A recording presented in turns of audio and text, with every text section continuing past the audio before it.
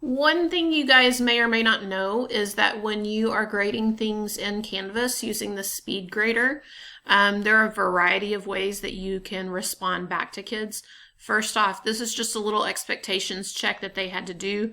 I'm not really counting it for a grade. They just had to make a certain grade before they could move on. And so I'm not really giving them a grade, but I can still give them some feedback. One way is that I can type some feedback in, either just positive reinforcement feedback like, great job, I'm glad to see you today, just so that you're it's just one more way to engage with students.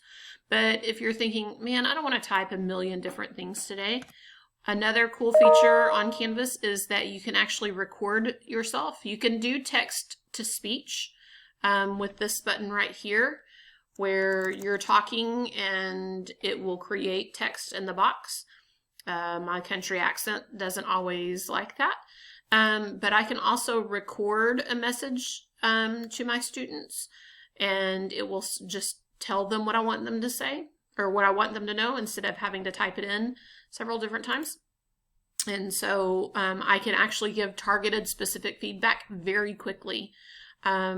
So if I wanted to do that, I don't have to show my video, or I can. By clicking on webcam, I can either have it show my video, or I can choose no video. It's probably easier. I can start recording my message. And Athena, I'm so glad your name popped up on my screen today. I miss you so much. Thanks for really studying and making 100% today. Can't wait to see you and talk to you again.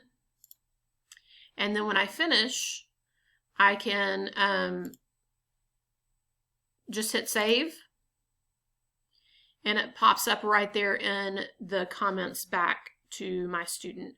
When I hit submit, it automatically sends them that comment, whether it's typed or recorded. So hope that helps.